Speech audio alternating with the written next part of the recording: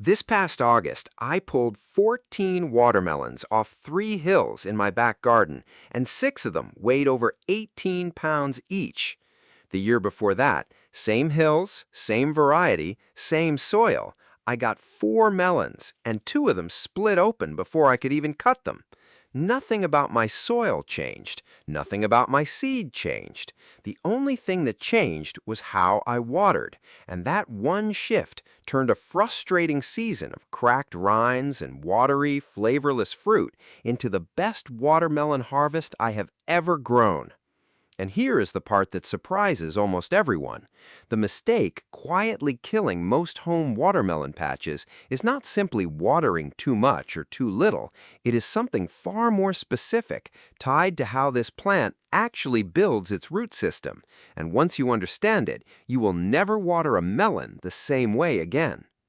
Most gardeners give their watermelon vines a light splash every day or two, thinking they are being attentive, when they are actually doing the opposite, and it shows up later as split fruit, bland flesh, and vines that collapse in a heat wave.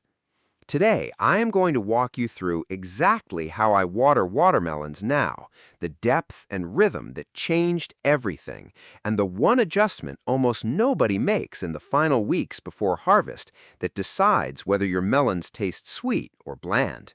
And stick around to the end because I'm going to show you a simple buried pipe trick you set up once at planting time that waters the deep roots all season long. For years, I watered my watermelon hills the way most of my neighbors still do. A quick drink from the hose most evenings, just enough to wet the leaves and the top of the soil, and I called it done. The vines looked fine early on, big and green and sprawling everywhere, but by the time fruit started forming, I had the same problems every single year.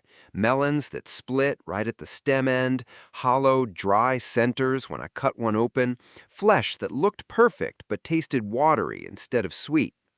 I blamed the variety, the heat, the fertilizer. None of it fixed anything.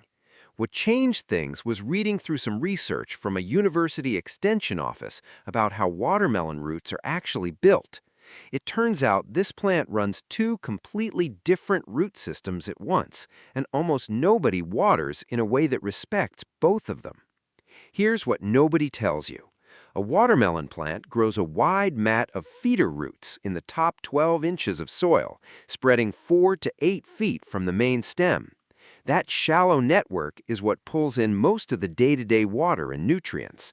But the plant also drives a single taproot straight down, sometimes 2 feet, sometimes much deeper in loose soil, as a kind of insurance policy against drought. When you give your vines a light daily splash, you are feeding only that shallow mat. The taproot never gets a reason to push down. The plant never builds real drought resilience, and every hot afternoon becomes a crisis. The vine has to survive on shallow reserves alone. That is the wet-dry roller coaster that causes split rinds, hollow centers, and fruit that swells fast and tastes thin. So here is how to fix it. Stop checking the surface of the soil and start checking 6 to 8 inches down, right at the edge of the hill where the main root mass sits. Push a finger or thin stick into the soil there. Cool and holding together means you're fine. Crumbly and bone dry means it is time to water. Once you are growing on hills, you can also watch the vine tips themselves. A healthy vine has crisp, perky leaves in the morning, and a little afternoon droop in serious heat is completely normal. When it is time to water, forget the daily splash. Give each hill a long, slow soak, somewhere around 5 to 10 gallons, depending on plant size, delivered right at the base over 10 to 15 minutes so it has time to sink in rather than run off. Do this once or twice a week rather than every evening. That slow, deep soak pushes moisture down past that 12-inch feeder zone and gives the taproot a reason to keep driving downward. Always water at the soil line, never overhead, since wet leaves on a watermelon vine are an open invitation to powdery and downy mildew, 2 of the fastest ways to lose a patch in late summer.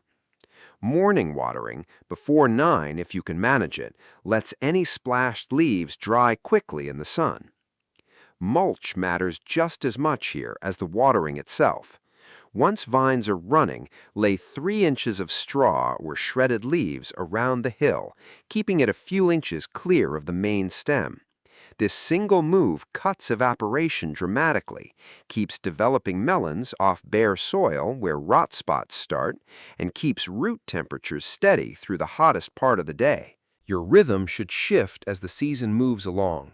Right after transplanting, roots are tiny and need more frequent, lighter watering just to get established. Once vines start running and setting fruit, move to that deep, twice-weekly soak. This is the part almost nobody talks about. As your melons approach full size, watch for the classic ripeness signs, the curled brown tendril near the stem and a dull matte color on the rind. Once you see those signs, pull back hard on watering, almost to nothing, for the final week to 10 days. That stress is what concentrates the sugars in the fruit. Keep watering heavily right up to harvest, and you get big, pale, watery melons instead of dense, sweet ones. A few patterns trip up almost every grower I talk to. The light daily splash keeps roots shallow and fragile. Overhead sprinkling invites mildew within weeks. Watering on a fixed calendar ignores what the soil and the weather are actually telling you. Let a finger check decide instead. And continuing full watering straight through to harvest day is probably the single most common reason homegrown watermelon tastes disappointing compared to what you remember from a farm stand. Now for the trick I promised. At planting time, drop an empty coffee can or a length of PVC pipe with several holes drilled along the bottom half, standing upright in the center of each hill before you seed it. Leave a couple inches sticking above the soil. From then on, every time you water, pour straight into that pipe.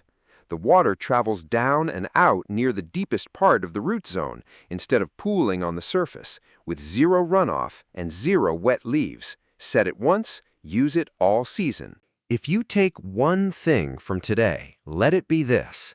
Water your watermelons deep and infrequent through the season, then pull back hard right before harvest. That is not a trick variety or perfect weather. It is simply respecting how this plant actually drinks. Let me know in the comments what kind of watermelon trouble you've been dealing with, and if this helped, pass it along to another gardener still fighting split, bland melons.